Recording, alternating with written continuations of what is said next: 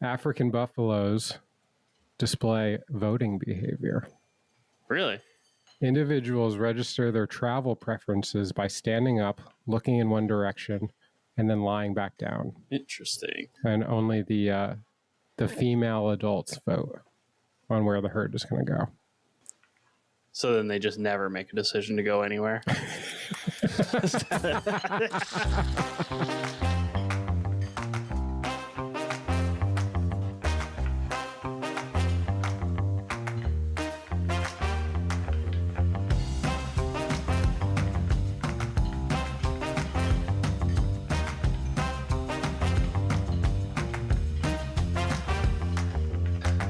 What's going on, guys? Welcome back to Whipped Cream Salmon. I'm your host, Ronnie Sanchez. Joined with me, as always, my co-host, Brian Bastanza. We're the podcast where we talk about all things food, friends, and animal facts. I mean, fuckery. and it is a Wednesday at 1 o'clock. This is quite a bit different time for us to be recording. Not our usual recording time. How you doing, buddy? I'm doing good. Yeah, I have the day off. Ronnie has the day off, and I'm getting ready for my Bonnaroo trip. We leave in a couple hours, driving out to Chattanooga, which is an hour outside of the festival, and then so just a ton of stuff to do. Nice. Just getting ready, getting all the needs in order, getting some of the wants in order. I think we're gonna have a pretty cool little camp. Do you feel good about everything you have together? Any desperation needs that still need to be filled? It seems like it's going to be a wet weekend. Yeah. So I'm a little concerned about my shoe wear. If it's extremely wet. Yeah. Somewhat wet. I have some kind of hiking, I don't know, boots, waterproof boots, but they're not super waterproof. You're not if it's pouring rain, your feet are going to get wet, They can walk through snow or walk through some puddles and not have wet feet, but I'm a little concerned about that. You need some rain boots. Yeah. Never had rain boots. They seem kind of silly. They seem also exceptionally uncomfortable and hot and sweaty. Yeah. So I don't know. I'm considering not doing anything about it, just wearing my boots that are going to be somewhat okay. It's not going to rain the whole time, probably. So yeah, other than that, I think pretty dialed in. I think we have a really nice shade structure that'll keep us dry. I think our with walls on that, so that will probably put up at first. I would have done a single wall maybe on the east side of the tent, and then just have some tapestries. Maybe we do all the walls, just put tapestries on the inside or the outside. And then, we'll be good. Plenty of tarps, plenty of everything. We set up, we got some fan action, power, got a ton of power banks. That's awesome. I bought a new power bank. I was also given one from work, and Sam has a couple, and then we have the solar charger. Are we going to need any of this stuff? Probably not. I don't know. I don't know. Maybe use a single charge on one of the battery packs, Got to keep my vape pen fired up, Got to maybe keep my phone charged. Just keep that thing charged. Yeah. Be attached to the thing the whole time. Nice. That's the main one. And then, I will probably bring my phone around. It's not typically what I would do, but for our sake and staying connected and getting lost and stuff, probably do that. I changed the lock screen on my phone to be a QR code that calls Sam. So if I lose my phone, someone can find me, hopefully. Is that so you can have somebody else scan it, or how does that work? You could you tap the phone, and it's there's the lock screen with the QR code, and says, "Please help! I lost my phone. Scan me." And then the scan is Sam's phone number. That's brilliant. It's not an original I thought. would have no idea how to set that up. It's not an original thought. It was given to me. I basically like went to it was like a whatever random website, like QR code generator, put in some text, and it just gives you like a JPEG of the That's awesome. of the QR code. And then I kind of took a screenshot of it and edited it and added text and all that. It was Love it. And someone said that like Bonnaroo actually does that. Like they like, I looked for it and I couldn't find it, but some people were saying that if you go and find it on the Bonnaroo website, like they'll like generate one for you. You'll like put in your information and it'll generate like a Bonnaroo like lock screen, and then it like tells you everything to do about it and like how to get back in touch with. I mean, it's a great idea. Person, or really just like bring it to Lost and Found, and then they have your information, and then they can reach out to you. However, that's a great idea. Yeah, I never had rain boots. And I think it was maybe 2 Christmases ago, Rochelle got me a pair of extra toughs. I don't know if you're familiar with those, but they're like deck boots that you'd see on like the Deadliest Catch, things like that. Yeah, sure. And I don't wear them a ton, but the handful of times that I've needed them, they're super clutch. Especially like, I think I've talked a little bit about the way that my house is situated. I'm saying a townhouse, it's in the middle, and the gutters are just not robust enough for the amount of like downpour that North Carolina gets. So it inevitably floods over directly. It's like a waterfall directly in front of my front door, and the whole area floods, and it's like 2.5 inches deep of just water. And it's really nice having those rain boots for that situation when I got to take the dog out, or just, I don't know, mucking around. And, they're easy to throw on too, take the dog out, but I'm going to crack this beer I got here. Yeah, me too. Maybe I'll take a trip to the shoe carnival after we podcast here and see what they got. It's not the worst thing to have. I just bought Crocs, which are kind of nicer than I thought, just for like having around and like taking the dog out and like whenever you need. I'm wearing some right now. Whenever you need some, just to, like cruise around, like and that's kind of a good festival shoe. Oh yeah, those are nice ones. They're kind of dirty because I use them for work when sometimes I'll switch into them towards the end of the day when my feet are all banged up. Just give yourself something different to stand on. But sure. I did notice that like you can wear them without socks, but like not that much, because it's not that comfortable. Well, if you got some hair on your feet, it's not comfortable. It's like rubbing the top where it touches the top part of your foot, like rubs, and it was like, I was almost snags all those little hairs on your footsies. Yep, that. Yeah. Also just a little rubbing situation. Ooh, got me a piece. He's got a Pacifico. Nice. I got another Singha. Beautiful. Keep it simple. Keep it freaking simple. After this, I got a pork butt in the fridge. Ooh, and nice. Initially I was going to smoke the whole thing, but I think it's just going to be a little too time consuming for the day.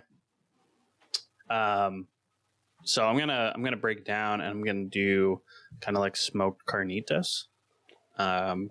Nice. Which I think will be good. I'll break it down a little bit to, I don't know, good sized chunks. Smoke those, and then probably around like 165, I'll take them, throw them in a pan. Gonna render the fat cap first. I'll take that rendered fat, throw it in there, throw some like oranges and onion, maybe cover it up and let it kind of braise in that to probably like 212.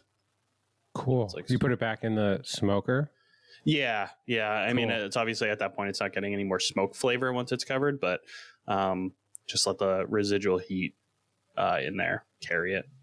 I mean, you're going to add heat to it. How does it work again? It's like wood, right?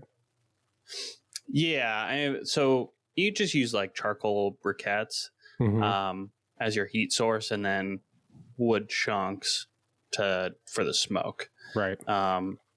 But what I've learned about smoking is after the first, 20% of the cook, is the meat doesn't really take on any more smoke flavor. So the most important part of like actual smoke happens in the first 20% of your cook.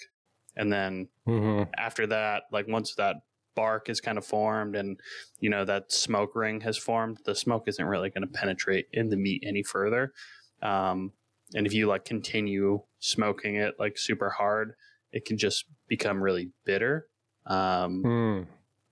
So yeah, it's more about getting the smoke on there and the initial go. And then, because it doesn't take much wood in there. I mean, I have a small cooker as well. So, I put, like 12 or so briquettes, depending on the cook time. And then I'll put on like 2 or 3 chunks of wood, and they're fairly small piece of wood, like smaller than a baseball, Mm-hmm.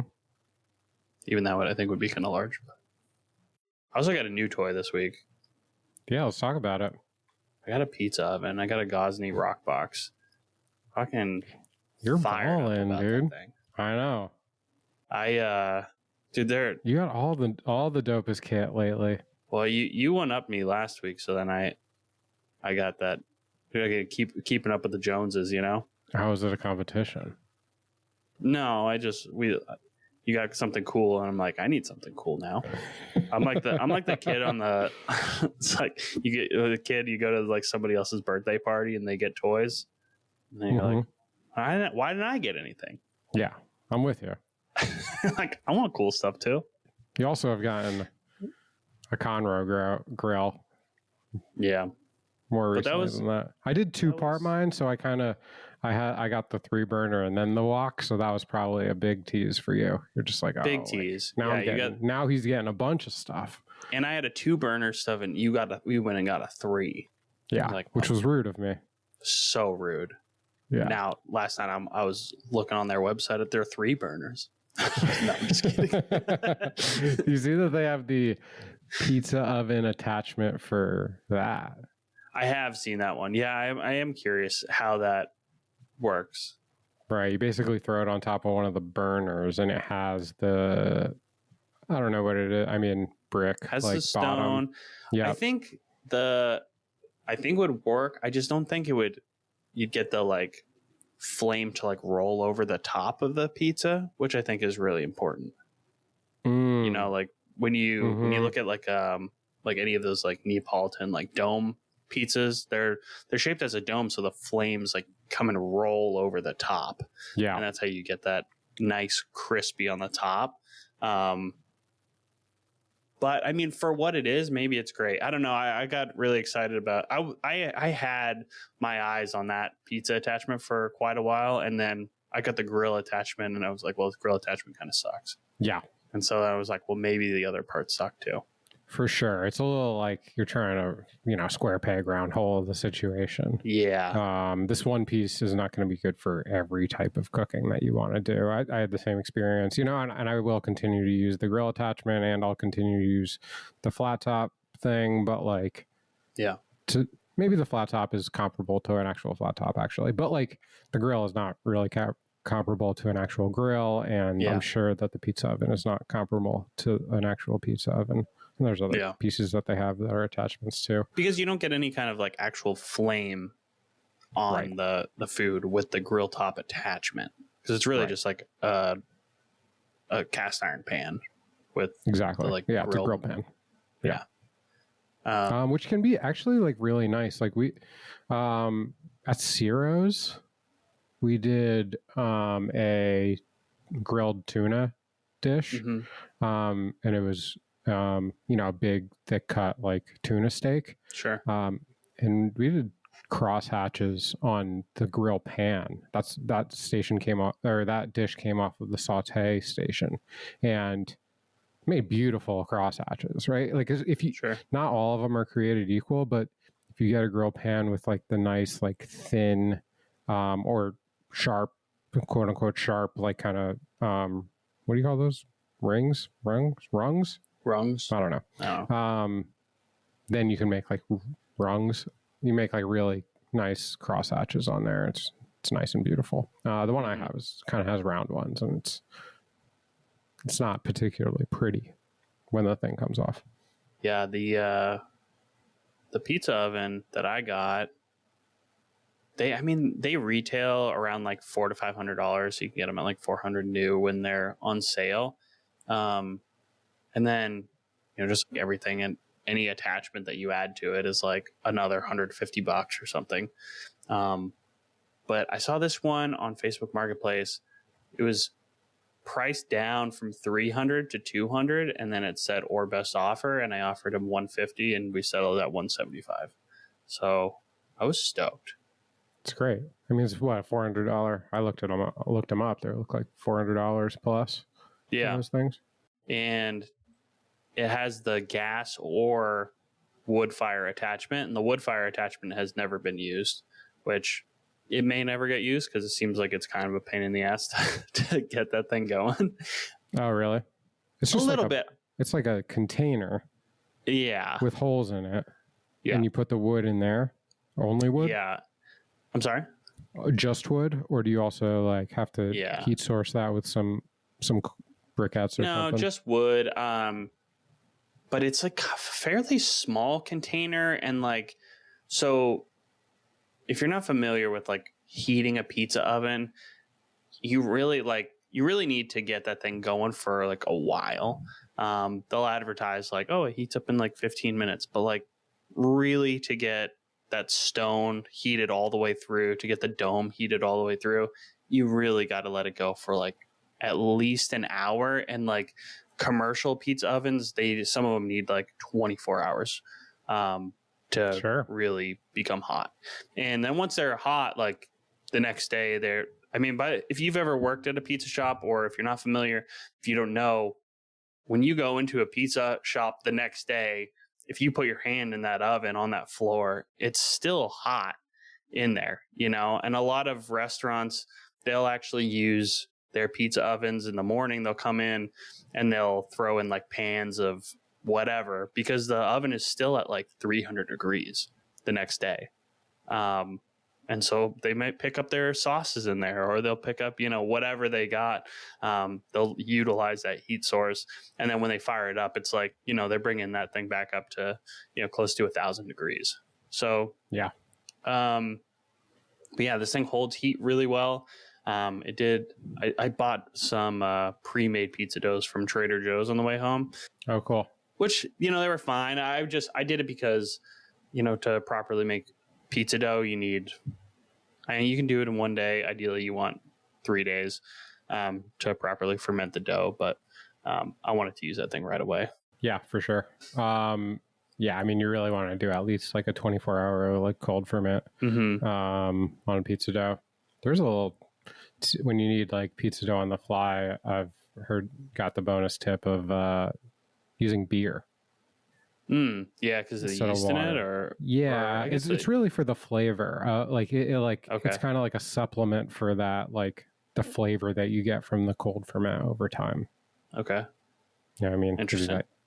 Which I mean that's kind of what you're going for, is that yeasty flavor. That's what's delicious in the dough. I mean, it's not going to be as good, but it's the flavor, but it's really it's helpful. The glute structure, I've seen some like experimentation videos where they like do the 24, 48, 72 hour ferments, and they show like the gluten structure, and like 24 hours, like it is fermented at that point, but the structure is like pretty weak. The difference between 48 and 72 is like kind of negligible, but it's definitely there. But there is a massive gap between like the 24 to 48 hour period. Nice. Where the dough really develops. And yeah, like the dough from Trader Joe's, it was fine. It was so heavy, and like it was really like more like bread dough, because who knows how old those are at that point, Yeah, the picture you sent me looked delicious. It kind of almost looked like a like a popover, maybe. Yeah, dude. Well, like, for one, it really should have been like probably like a 16-inch pie, and the Gosney oven, like I think maybe 12 is about the max that you can get in there. Yeah, you could have done 2 out of that dough, probably. Yeah, and I probably should have. So it was just like really, really thick dough. It was, it's like classic, I don't know, like bar pie or something, Yeah, it looked good. It was good. It was, not my ideal pizza, but it was really just like the only answer to being able to make pizza that night. Yeah. Without like making my own, and having to wait it out. But I'm really excited to cook other things in there other than just pizza.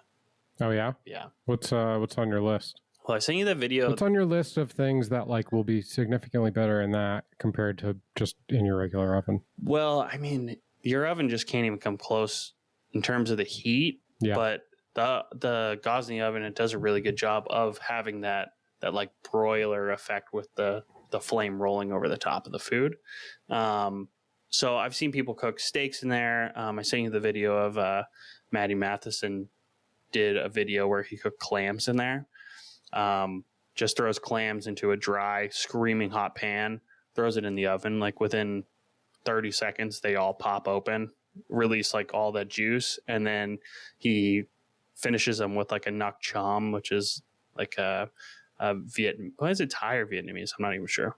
It's a sauce. It's like fish sauce, sugar, lots of herbs like cilantro and probably mint and chili peppers and garlic and maybe some like lemongrass or something in there, and then finish it with like crushed toasted peanuts. Just like super. Oh, and lime juice, lots of lime juice. It's like super bright and flavorful and very fragrant.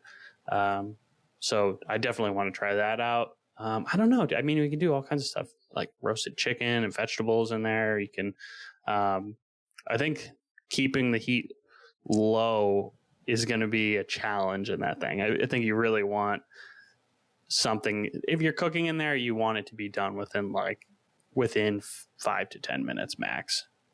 For sure. Yeah. Get some sizzle plates in there. Throw those in there, Yeah, I know. I'm going to need to take up your tip from a couple weeks ago. Get myself a sizzle plate. Mm-hmm. Do some oysters, like Rockefeller stuff, See, if I only had Casino. Casino's the one with the spinach and the cheese. Yeah, I've only had cooked oysters a couple times, and I can't say that I'm a fan. Ooh, wait, does that have hollandaise on it? I can't even remember.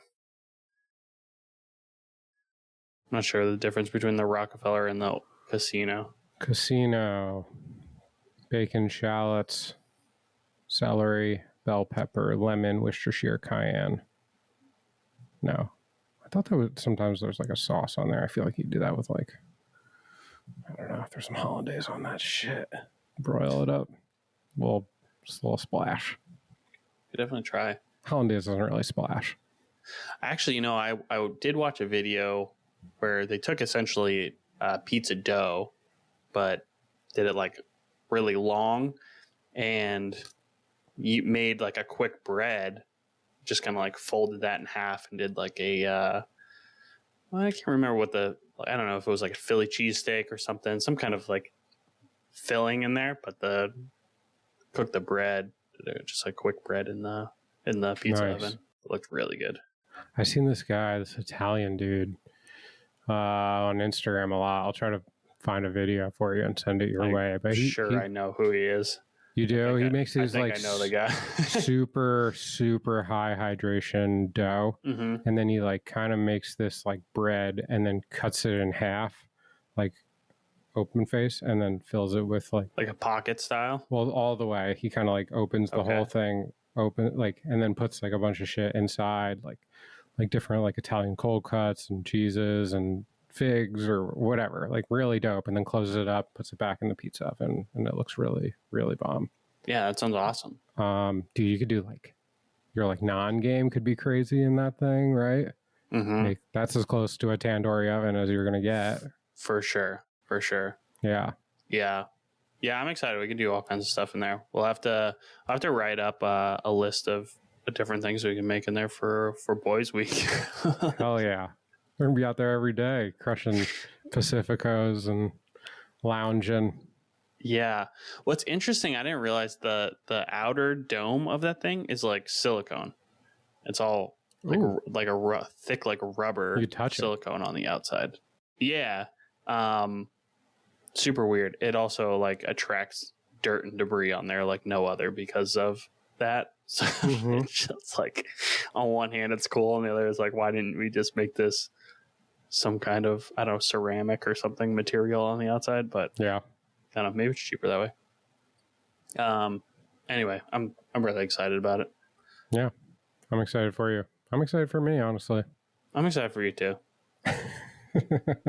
I feel like I'm going to get to enjoy it, not as often, but with less effort. You will. Yeah. Definitely. Yeah, like that. Ooh, do some chicken wings in there. Chicken wings would be good. Mm-hmm. All the things. Dude, you do smoked chicken wings in your smoker and then finish them in there? I think you have a lot of like now that you have like a real outdoor kitchen, you do a lot of cross utilization of equipment, I feel. I know Rochelle was saying the other day, she was like, I kind of wish we had a gas grill out here. I'm like, oh, now I gotta get a gas grill. All right. I guess. All right. Yeah. And then pull my leg. When I was looking, and then all of a sudden I came up on, like the big floor burners for like stock pots. Mm-hmm. Was just like in one of the categories on the website I was looking at. I was like, that wouldn't be a bad thing to have. What if we need 15 gallons of beef stock? I know I don't even own a pot big enough to need that, but I could. Those are cool for woks too. Yeah. That's probably better than the thing you have for a wok burner. I really should get a wok burner too. I was looking at those pretty heavily, actually. Only because I was like,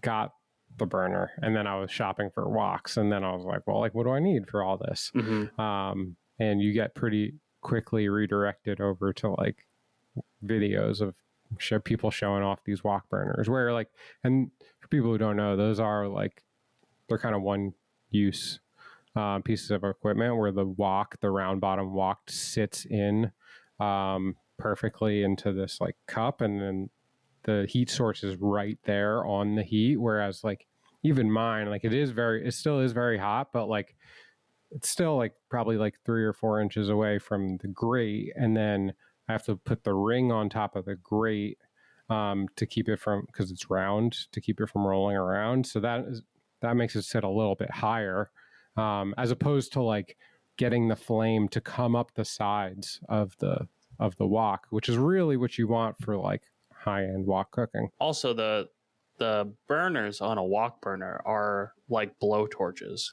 Yeah. It's like, instead of like, hot, you think of your burner at home where the flame just kind of like rolls out from that center disc. This is like, I don't know, probably 25 jet burners all focused, Yeah.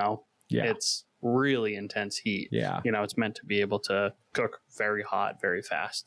Some of the restaurant ones are cool. Yeah, it's really fun cooking in the wok. Like, you really got to get like all of your meats together. Sure. Very important. Kind of like you see in a cooking show where they have like everything in little cups already, like 1 ounce of this, 1 cup of this, like, and everything is all out and ready to go, because you don't have time to like run back and forth. Like, you'll burn your shit. Yeah.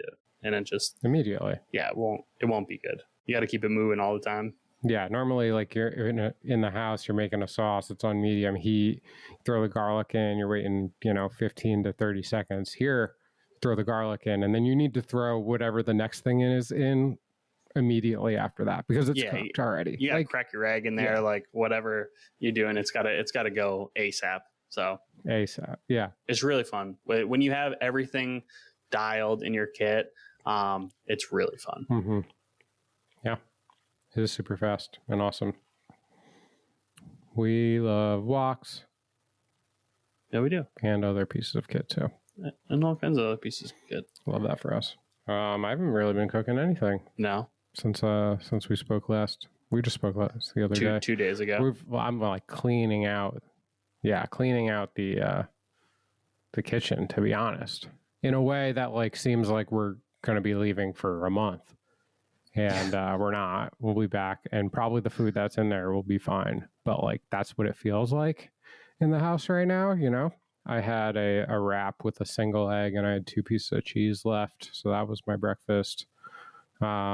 With what was left of a cucumber in there, so that was wonderful, and that's the last meal I'll have at the house. So what does your roommate think about you clearing out the fridge, or do you guys keep separate? We kind of keep separate.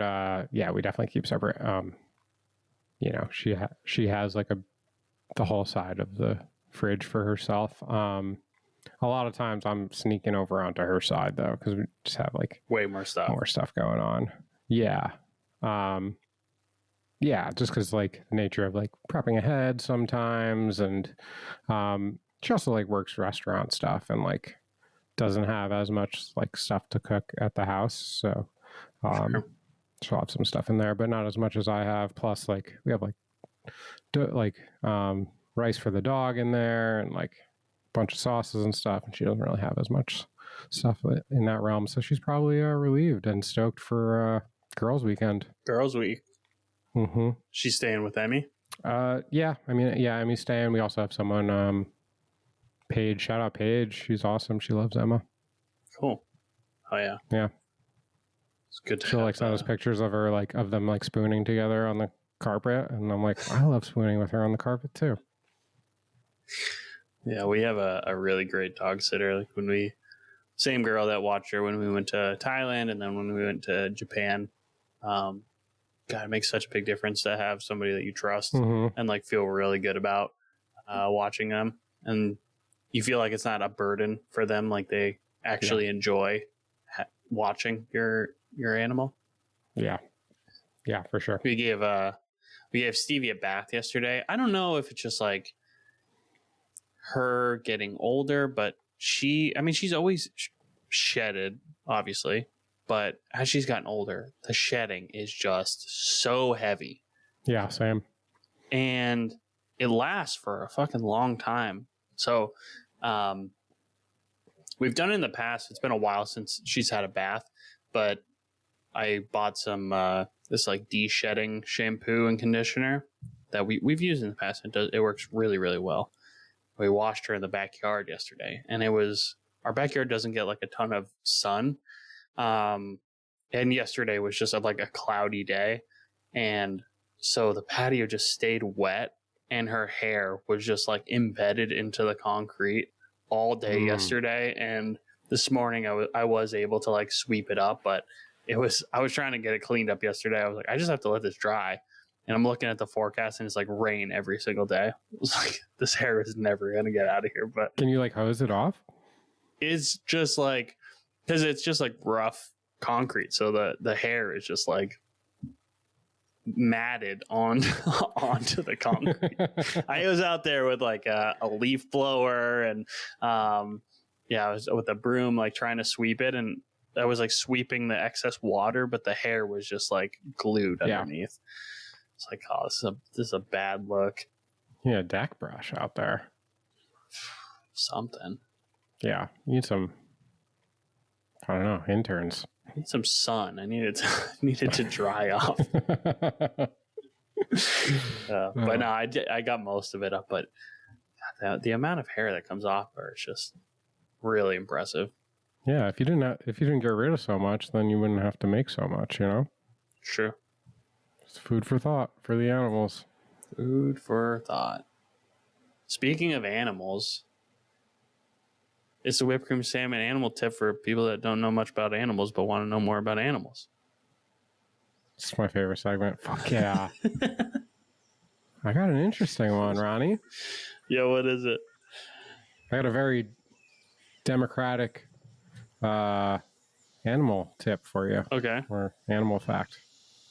Did you know African buffaloes display voting behavior? Really? Individuals register their travel preferences by standing up, looking in one direction, and then lying back down. Interesting. And only the female adults vote on where the herd is going to go. So then they just never make a decision to go anywhere.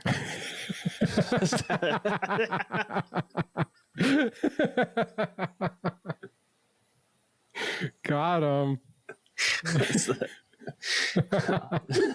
Singer. I thought that was neat. That is neat. That's a very interesting animal fact. Yeah. I don't know. I love when hearing about stuff like that. Yeah, I think that's cool. Did you know that the elephant is the only land mammal that cannot jump? Cannot jump at all. Can't jump. The elephant The elephant. is the only land mammal that can't jump. It says that the reason is really quite simple. It's just that they don't need to. Huh. So It's just crazy that like no other. I'm thinking of all the animals. I haven't seen a lot of them jump, but I'm not saying that they couldn't. I actually watched a movie once that kind of said that white men can't jump. I've heard that as well. Hmm. The jury's still out on that one. Yeah, but humans can jump, just not white men. Just not white humans. I want to see one jump. It should have been called "White Men Can't Jump Well." Right, because they can. Yeah, a little. Very high. Yeah, couple millimeters or whatever. Yeah, I've seen some animals that definitely can't jump. You know more animals that can't jump? Not the entire species, but individuals. Okay. Yeah. You know any? No. I don't know that my dad can jump. Could probably jump a little bit. He could probably jump. I wonder when the last time my dad jumped was. You're almost 70 years old. Like, when was the last time you jumped? I jumped, I don't know, this morning. They do? Yeah, just some jumping jacks. There you go. Yeah. I haven't jumped. Those count, right? I haven't jumped today. You can jump. Sometimes I like to jump off the curb and do like one of those heel clickers That's cool. when I'm feeling Froggy. feeling froggy, a little spicy. Mm-hmm. Yeah. It's a good party trick. I love that. Do you What are you? Idiot. You stupid idiot! I'm an idiot sandwich. You're an idiot! Of all the idiots, you stand alone. It's the idiot sandwich. do you have any idiots today? You abstained last week or I do. 2 days I have ago. one. Okay. Thankfully, because Ronnie I don't have one. you took off last week, so that's my turn. This is from Numerous Carpenter 84. Okay. I worked at a popular steakhouse chain in Ontario. We had a server who used to take his dates there on his day off because of the discount. It was a 2-story building, and the kitchen was on the 2nd floor. We were grinding through orders when a panicked server ran out and said to the manager, who was running the expo, that there was a situation on the patio with our server who was on a date, and it needed immediate attention. The kitchen guys all ran over to the window, which looked down on our beautiful Victorian garden terrace, only to see our coworker there. He had his date's foot on the table, socks off, and was just going to town sucking her toes. Oh, God. I cook abroad, and I've never seen anything like this since. That is awful. That is too much. Sucking toes at your workplace? In public? Not just in public. At your workplace. At the restaurant that you work at? That's foul. And nothing clicked in your brain to be like, I probably shouldn't be sucking this big toe right now. Probably not a good idea. Ugh. Gives you the willies.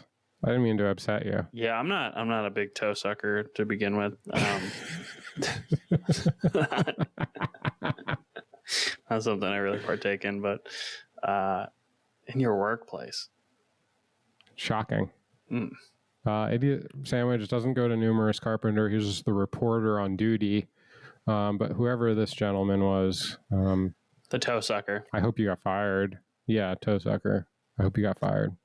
Yeah, congratulations on your sandwich. Yeah. This I kind of remember my first job in restaurants. I was a busser.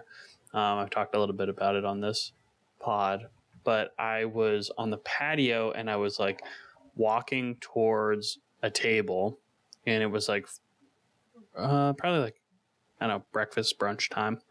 And I was carrying out, I think they're like mimosas or something. And I walked straight through a big old spider web, face first. Mm. And you bet that I dropped all those champagne flutes.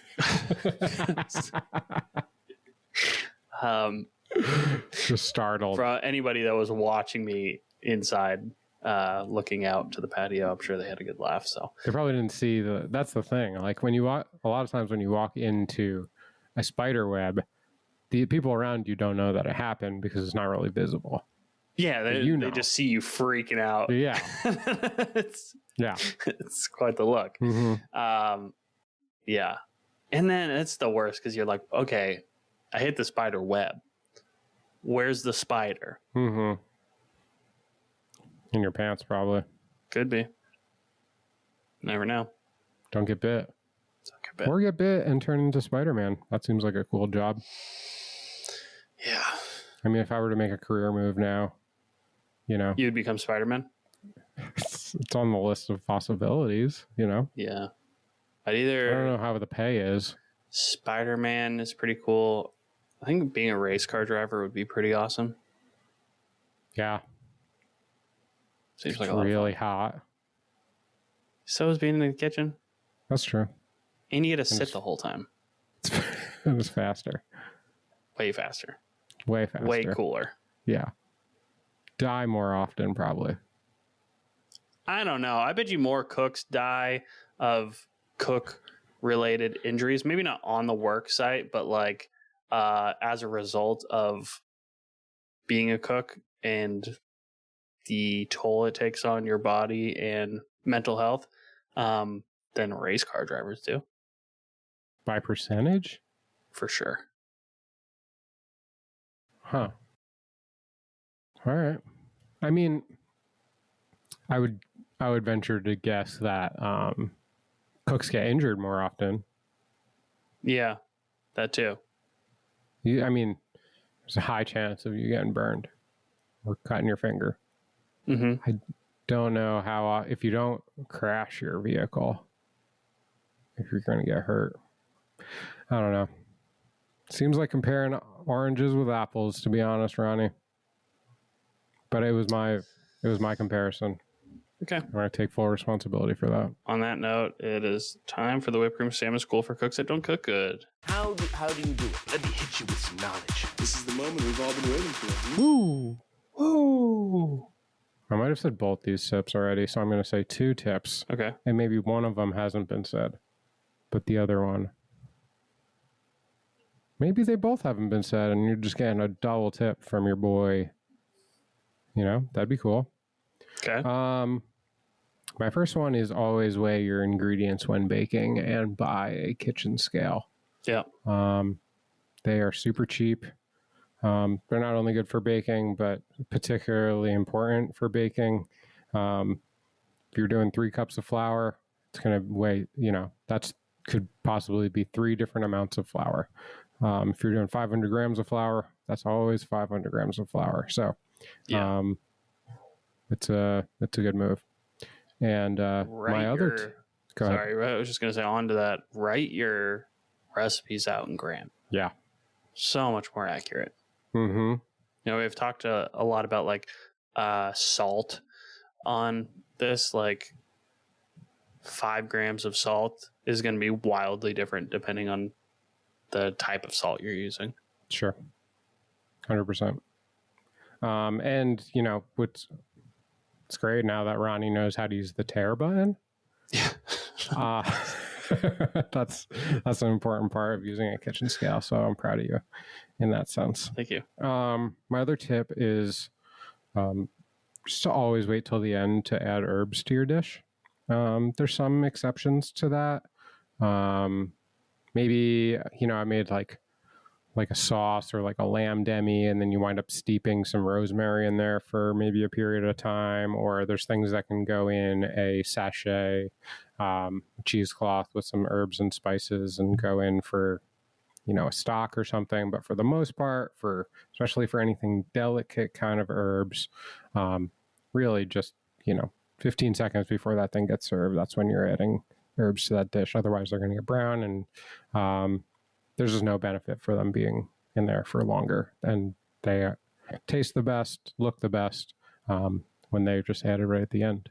Also, do people know what the difference between herbs and spices are? I mean, herbs grow in the garden. I mean, I guess spices can too, or they do also. But I think they all do, right? Just everything? Well, probably everything grows. I don't want to say everything because I don't know. Salt's a spice. Yeah. I mean, I think herbs refer to like green aromatic things. Yeah. So I'm not really... Leaves. Herbs are leaves. Herbs are leaves. Is that true? Always? I think so. Yeah. Okay. You could put spices in food early on for sure. A lot of times you're like doing a rub on a big piece of meat, and that's totally fair game. But herbs are delicate and should be treated as such. Yeah. Good tips. Thanks, Ronnie. My tip is, if you're interested and you have the space to do so, invest in an outdoor kitchen for yourself, because it is so much fun. And it's not that expensive. Like, putting together an outdoor kitchen is way cheaper than putting together an indoor kitchen. Yeah, I think. Yeah, you don't need it. I mean, you can start small. I mean, we don't have anything like super elaborate outside. I mean, it's all like mostly like camp style equipment, or a smoker is also, it's a portable smoker, and I won that thing. So it's just so much more fun. It's good to be outside cooking, and you can really like do all day kind of projects and be a bit messier, like things that you definitely don't want to cook inside of your house for the mess factor, or that you would really need like a commercial hood for, you can do outside, and so much more enjoyable. So yeah, get outside and cook. Yeah. And I'm thinking of like the three burner or two burner, we're talking about $200 for something that, like, if you wanted really nice burners inside that got hot, and you're getting like a new oven, and like that's expensive. Also, like, I don't know, are like flame ovens kind of going away a little bit? Totally.